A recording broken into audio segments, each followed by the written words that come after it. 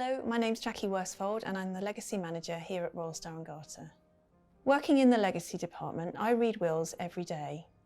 But if you're not familiar with the wording and the terminology used in wills, and the fact that it's going to be a document that you tuck away until after you've died, the thought of making a will can be quite daunting. It's really important that you have an up-to-date will, and here's why. Writing a will is the only way that you can ensure that your wishes are carried out after you die. From your funeral arrangements to taking care of your friends, your family, even your pets, and supporting a cause that you believe in, making a will means that you can set out all your specific wishes.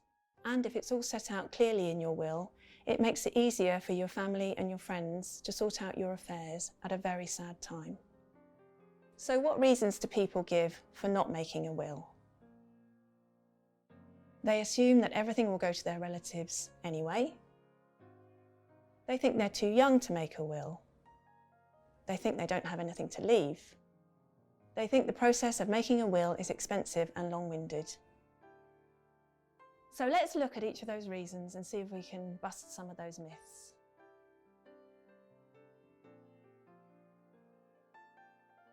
There may be people other than relatives that you'd like to leave something to. Making a will is the only way that you can be sure that the people and the causes that you care about most will benefit after you die. No matter how old you are, and even if you don't own a property, if you do have a pension, if you have any dependents, or you have very specific wishes about how you'd like your funeral to be carried out, you should make a will so that you can set out your wishes clearly and they can be followed exactly. Making a simple will need not be long-winded or expensive, and many charities, including Royal Star Garter, offer their supporters the chance to make their will for free. Getting your will organised can be daunting, and consequently people do tend to put it off. But there's huge peace of mind once it's done.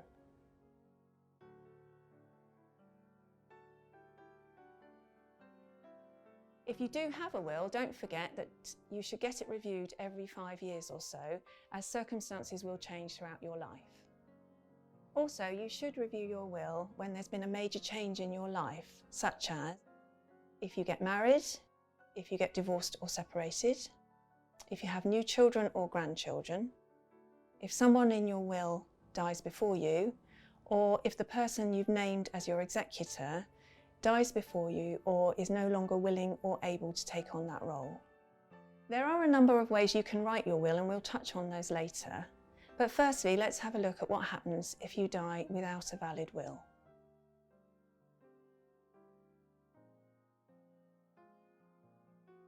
If you die without a valid will, then it is said that you die intestate. Should this happen, everything you own, which is known as your estate, passes to your closest next of kin. Usually this is your spouse or your civil partner, and if your estate is large enough, some of your estate may pass to your children as well, and that would be children that you have with that partner or spouse, or have adopted. So if you live with your partner but are not married or in a civil partnership, if you have children from another relationship, or if you have stepchildren or in-laws, it's important to remember that they would not benefit should you die intestate. If you have no blood relatives at all, everything would go to the Crown.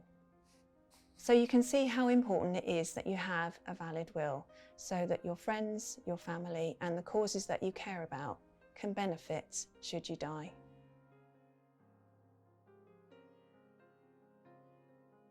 By making your will, you can be sure that all your wishes are carried out should you die. This includes leaving specific things such as jewellery, cars, furniture, pictures to named people. Your funeral arrangements, so for example the type of service you'd like to have, any religious requirements, whether you'd like to be buried or cremated, where you'd like your final resting place to be, any music you'd like played then. Arrangements for dependents like children or even pets, where you'd like them to live and who you'd like to look after them. Appointing executors, these are the people or the organisation who will be responsible for carrying out the terms of your will following your death. leaving a gift to a charity to support a cause that is close to your heart.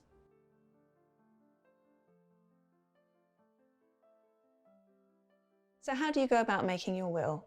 There are several ways to write or update your will, and Royal Star Garter would always recommend that you use a solicitor or a will writing expert to ensure that your wishes are set down properly. We are delighted to be able to offer you the chance to make or update your will for free, either online, by telephone, or face-to-face using a qualified solicitor in your local area.